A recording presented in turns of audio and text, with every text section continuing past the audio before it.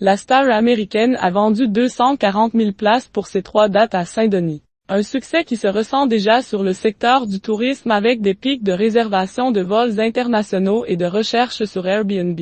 Il n'y a pas que ses fans que Beyoncé risque de rendre « crazy in love ».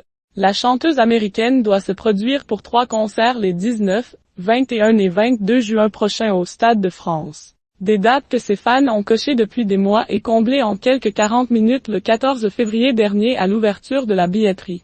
Tout sauf une surprise tant Queen Bey rayonne sur scène et illumine les yeux de ses admirateurs. Cette lumière, les professionnels du tourisme devraient aussi en apercevoir le halo. Bien évidemment, ce sont les Américains qui sont les plus assidus à l'international. La différence de prix des billets entre le Stade de France et ses dates outre-Atlantique, où ils peuvent dépasser les 2000 $, comble largement le prix de l'aller-retour et une petite virée de quelques jours dans la capitale. Ainsi, pour le 21 juin, un pic à plus 49% des réservations aériennes est observé en provenance de l'Amérique du Nord. Un bond de 150% des recherches pour Paris sur Airbnb qui dit voyage, dit hébergement et aujourd'hui Airbnb. Nous observons depuis plusieurs années que les événements liés à la pop culture attirent de nombreux voyageurs, explique à 20 minutes Clément Hulre, directeur général d'Airbnb France et Benelux.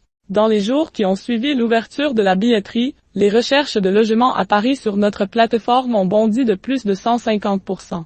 Pour l'entreprise américaine comme pour l'hôtellerie francilienne, cet événement promet de générer des retombées économiques importantes, non seulement pour les hôtes, mais aussi pour l'ensemble de l'économie locale, en attirant notamment un public international qui saisit cette opportunité pour découvrir Paris autrement, ajoute Clément Hulre. Ce boom des réservations ne vient d'ailleurs pas que des États-Unis puisque les pics de recherche sont également constatés en Allemagne, en France, au Royaume-Uni et même en Australie. Preuve que Beyoncé est bien celle qui « run the world ».